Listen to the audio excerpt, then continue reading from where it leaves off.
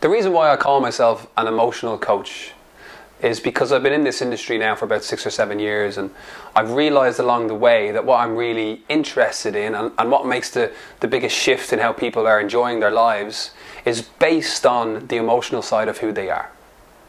It's not about holding on to the rational, the logical, the doing, the achieving part of the mind, even though that's a very powerful part of who we are.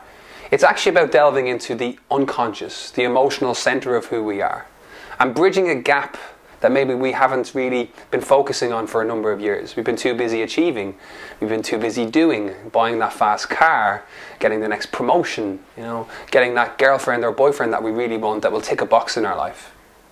What I love to do for clients is to bridge that gap between the logical, the rational, the conscious mind to the unconscious emotional center of who we are, so we can truly start to enjoy the spoils of our success. So we can really start to see what it is about us that holds value in this world. We can start to focus on maybe something we've forgotten along the way, that our happiness is our sole responsibility on this planet. Making ourselves happy is so key to our true success in this world. In reality, and I know this from sitting down with clients for the last 6 or 7 years every single day, change is easy. It's simple. Once you focus on that change and once you commit to that change, it happens for you. We actually change naturally and organically throughout our life all of the time.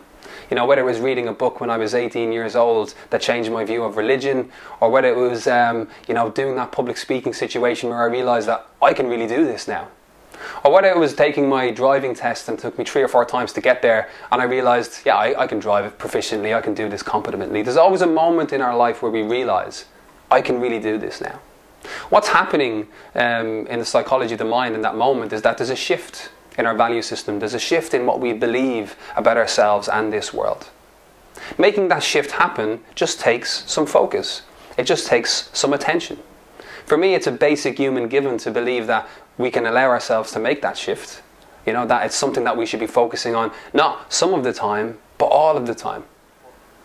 If I am not focused on changing my perception, on building my inner resources, on creating self-promoting beliefs about myself and this world, well then someone else or something else is. Whether it's the media, whether it's advertising, whether it's someone in my life who's quite domineering or is in control of me, there's always someone or something out there that's programming me to be a certain way.